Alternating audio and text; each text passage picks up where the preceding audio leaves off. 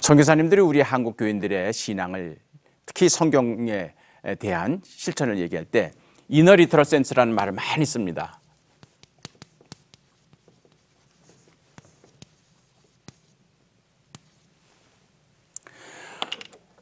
문자적으로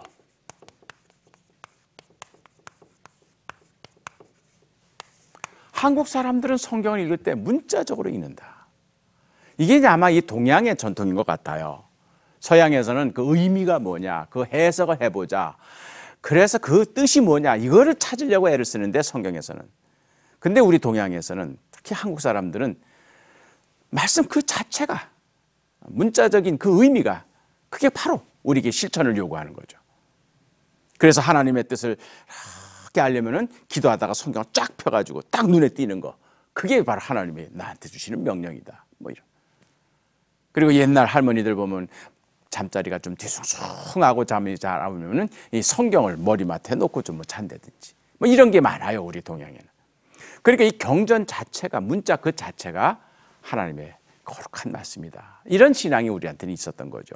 그렇기 때문에 누구든지 나를 따르려면 자기 십자가를 지고 나를 쫓으라 하는 이 말씀을 해석하기보다는 그걸 그대로 문자적으로 해석 받아들여서 몸에 십자가를 지고 온 거죠. 언더드 선교사님 놀랐습니다. 감동했습니다. 이와 같이 어린아이 같이 순진한 믿음, 세례를 줄 수밖에 없죠. 그래서 이제 서경조 선생을 비롯해서 소래에서 올라온 분들이 세례를 받고 고향으로 내려가게 됐습니다. 이제 이분들이 고향에 내려가서 더 이제 교인은 더 늘어나게 되는 거죠. 그리고 언더우드 선교사님은 신혼여행, 이제 결혼을 하고 나서 이제 의주까지 신혼여행을 하는데, 그때 비로소 정부에서 허락을 받고 이제 1880년에 처음으로 소래를 방문합니다. 그랬더니 이미 교인들이 모여가지고 예배를 드리는데, 처음에는 이제 서경조 선생님이 사랑방 초가집에서 예배를 드리는데 꽉 찼어요. 그러다 보니까 이제 예배당을 지어야 되겠죠. 그래서 이미 그때 교인들이 예배당을 짓기 위해서 계를 시작한 것을 알았습니다. 우리 옛날 분들은 계를 많이 했잖아요. 그러나 어떤 그런 목돈을 타고 뭐 이런 계는 깨지기 마련입니다. 그러나 이 소래교회 교인들이 한 계는 예배당을 건축하기 위해서 매달 조금씩 적립해 나가는 그런 건축 공업을 하게 된 겁니다. 그래서 1895년에 결국 한국 개신교회 최초 예배당이 소래 땅에서 건축이 됩니다.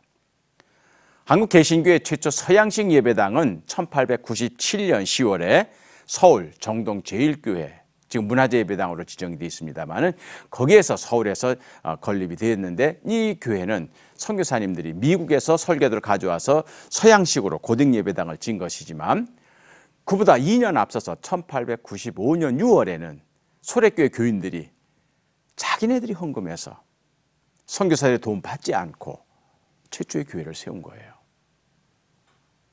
그래서 선교사님들은 이 교회를 굉장히 중요하게 봅니다.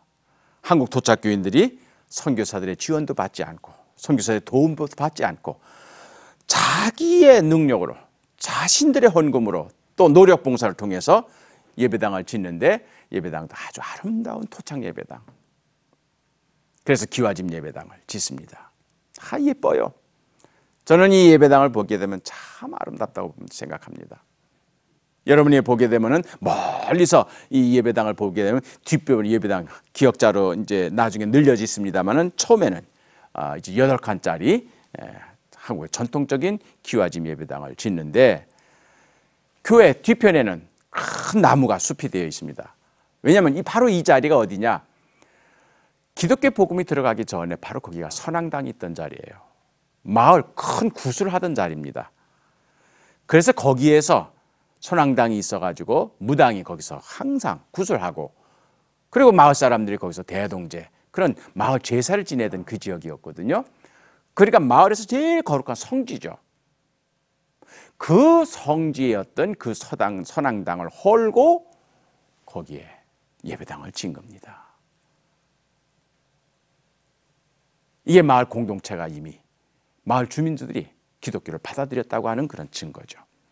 그리고 예배당 앞마당에는 높은 깃대를 세웁니다.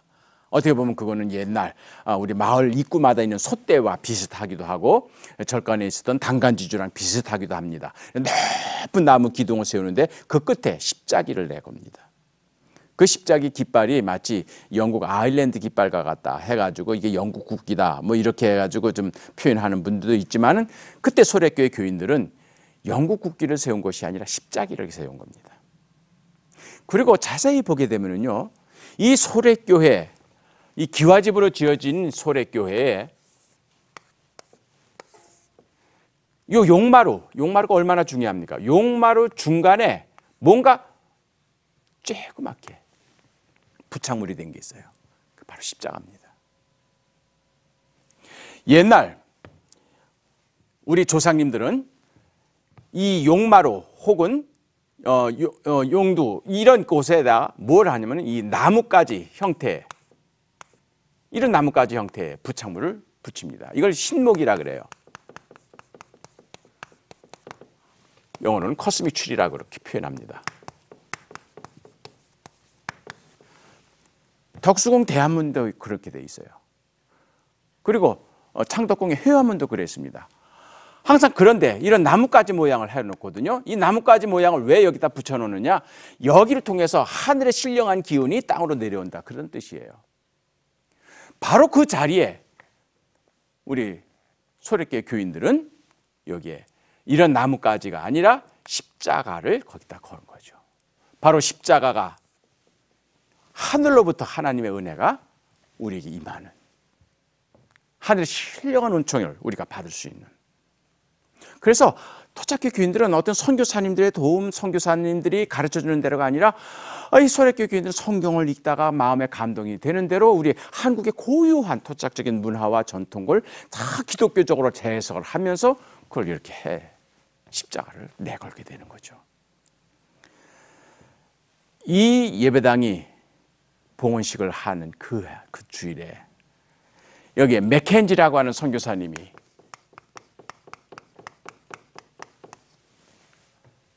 예배당 건축을 도와주고 있었습니다. 금전적으로 도와주는 게 아니에요.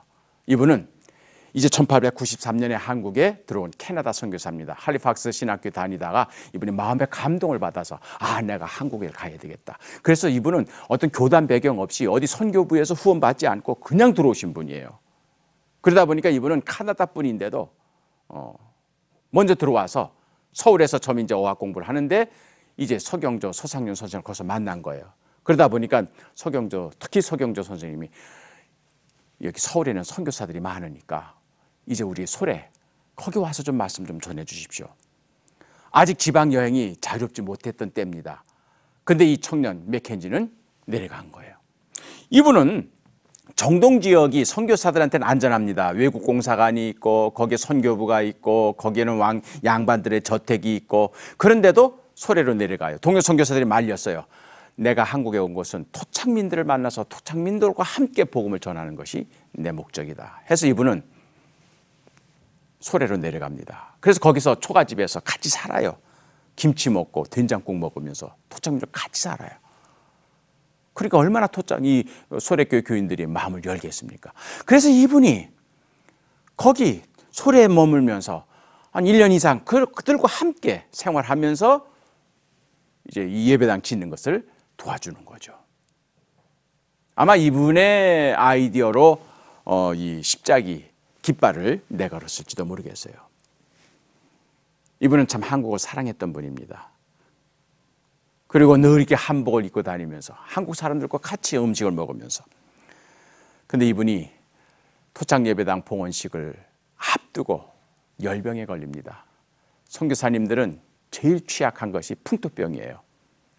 음식, 기후, 환경, 특히 물 때문에. 그래서 말라리아 아주 고열로 시달립니다.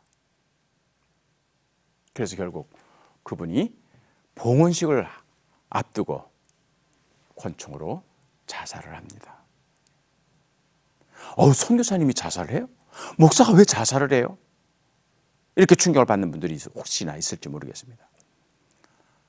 그러나 아마 저는 두 가지 중에 하나로 생각합니다. 하나는 고열이 되다 보니까 혼수 상태가 돼서 결국은 곤충으로 목숨을 끊었지 않았을까. 둘째는 이미 자기는 이제 회생 불가능한 걸 안 거예요. 서울에서 소래까지는 너무만 먼 길입니다. 이 질병이 결국 회생 불가능하다는 걸 알고 자기 때문에 오히려 교인들이, 소래교회 교인들이 예정된 그런 일을 할 수 못하게 되니까 스스로 목숨을 끊은 게 아니겠는가. 어쨌든 참 비극적인 사건이었습니다. 그런데 이 맥켄지의 죽음이 소래교회 교인들을 감동시킨 거죠. 사실은 자기네들 때문에 서울에 계셨으면 오히려 치료도 받고 나을 수도 있는데 여기까지 내려와서 결국 자들과 함께 살다가 결국 풍토병에 걸려서 목숨을 잃는 그런 맥켄지 선교사의 죽음을 보면서 이것이 바로 성자의 죽음이구나. 그래서 이분들이 1년 후에 캐나다 맥켄지 선교사의 고향교회에 장문의 편지를 씁니다. 서경조 선생을 대표로 해서. 내용은 그거예요. 맥켄지 선교사가 우리에게 와서 뭘 보여주냐 그걸 얘기하면서 결론에서 맥켄지 목사님과 같은 분을 보내주세요. 그 말 한마디가 맥켄지 선교사의 카나다 고향교회 교인들의 마음을 감동했습니다.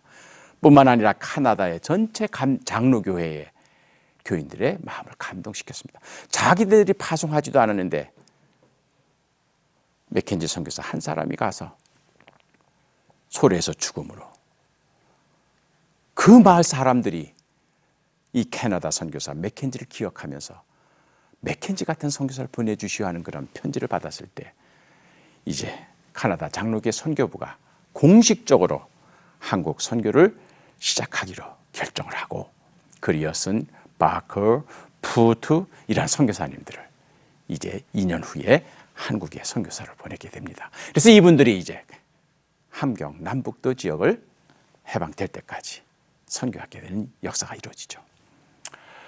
그렇습니다. 맥켄지 한 사람의 죽음으로 100여 명의 카나다 선교사들이 한국에 와서 사역을 하게 됩니다. 한 알의 밀알이 떨어져 죽으면 30배, 60배, 100배의 결실을 얻는다. 그 말씀이 이루어진 것이죠.